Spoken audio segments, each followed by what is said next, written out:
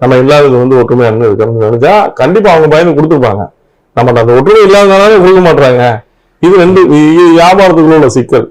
சரி, இப்போ வியாபாரத்து உள்ளன்றதுனால சரி நீங்க அந்த சைடு அரசுக்கு அந்த அவங்க தலையிட முடியாதுன்னு சொல்லிட்டீங்க. இப்ப தமிழ் திரைப்பட சங்கங்கள் வந்து அவ்வளவு சங்கங்கள் செய்யலாம் நீங்க. அதுவே சொல்றேன், ஒரு அவங்களோட தலையீடு இல்ல அவங்க ஏன் முன்ன எதுக்கு நின்னாங்கன்ற இவங்க அந்த சங்கங்கள் வந்து எதுக்கு நின்றுருக்காங்க? எந்த பிரச்சனை நின்னாங்க?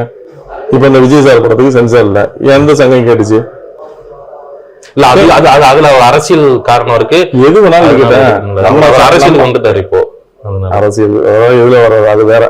ஆனா சினிமா அவள் இப்ப கரண்ட்ல இப்ப வரைக்கும் சினிமால இருக்காருல்ல, எத்தனை சங்கங்கள் கேட்டான்? அது சரி தவறுன்ற விவாதத்துக்குள்ளே நான் வரல. சென்சார்ஸ் போர்டுக்கு ஒரு இது இருக்கு, ஒரு அவங்க ஒரு ரூலை ஃபாலோ பண்ணுவாங்க. நம்ம சென்சார் வாங்குறதுக்கு மாதிரி டேட் அனௌன்ஸ் பண்ண முடியாது கூடாதுலாம் சொல்லுவாங்க. அதெல்லாம் ஒண்ணு இருக்கு. நான் என்ன கேட்கிறேன், இந்த சங்கங்கள் வந்து இது வரைக்கும் எந்த பிரச்சனைக்கும் முன்ன நின்று வந்து கொடுத்துருக்காங்க? அப்படி ஒண்ணுமே கிடையாது.